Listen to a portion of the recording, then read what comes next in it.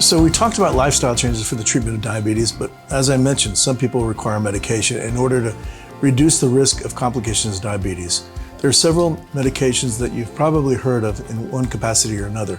For the sake of identification of the medications, I may mention brand names, but there are generic names. So the first class we typically use is something called metformin.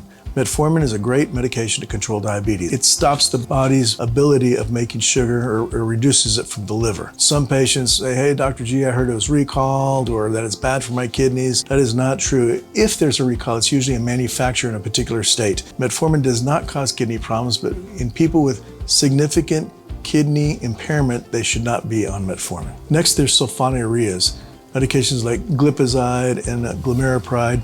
These medications, what they do is they stimulate the pancreas to produce more insulin. Producing more insulin should help reduce your blood glucose. Sometimes they can cause hypoglycemia, so we have to be careful, especially if there's kidney problems. And if people have allergies to sulfa medications, they should not take them. The third class you've probably heard of is a medication called Actos. Actos is a medication that sensitizes your cells to the effects of insulin. It's usually pretty effective, but there are 2 or 3 associated outcomes that we have to be careful for. One, it can cause fluid retention and cause edema, congestive heart failure in people who have weak hearts. Secondly, in some people, they report moderate amount of weight gain. And there's a loose association, very small risk of bladder cancer. However, in general, it's typically very well tolerated and it's generic, so it's affordable. The next class is medication called DPP-4 inhibitors. This is medications like Januvia and Tradjenta. Pretty effective in lowering blood glucose and well tolerated. Now, in high cases of uncontrolled diabetes or high levels of sugar, they're not as effective for glucose reduction. Oftentimes we use them for small cases of diabetes or add on to other medications.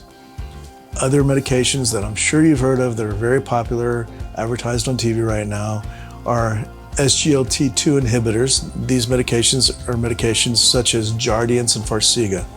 Great medication used by multiple doctors for multiple reasons. It's very good for cardiovascular disease. It's very effective in lowering blood glucose. All in all, just a great medication, both of them. And lastly is medication that I'm sure you've all heard of. They're called GLP-1 agonists, and I'm sure you've heard of them. It's like Mounjaro and Ozempic. Great medications, help lower blood glucose, effective for weight loss, well tolerated, all around great medications. These medications are once a week injections. The last 2 I mentioned, the SGLT2 inhibitors and the GLP-1 agonists, medications like Jardiance, Farxiga, and Ozempic and Mounjaro are typically not generic and can be very pricey on some particular insurance plans, not everybody. Ultimately, there's insulin. So who needs insulin? So what we do in diabetes, we stack medications in order to achieve the effect of lowering the blood glucose to get the patient out of risk of uncontrolled diabetes. So we may start with metformin or glipizide or maybe Jardiance. And if we don't get to our goal of A1C reduction of 7% or less, we may need to add another agent. Sometimes patients may take 2 or 3 different diabetic medications. Some need insulin. So some of my patients say, well, doc, why does my wife take 1 and you have me on 4 and now you want me to do insulin? We add medications to get the desired effect.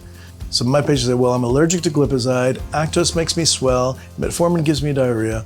So we're left with less and less options. So, okay, doc, can't you give me a Jardiance or let's just say whatever.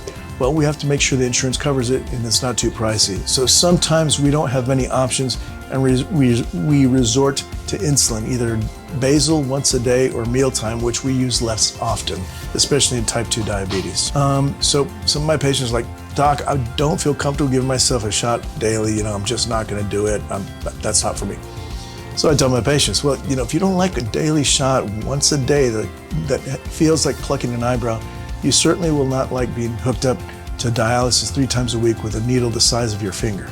So we have to think about all these things, and it can get very tricky as to what is the best recipe or cocktail and mix of medications to achieve the desired effect.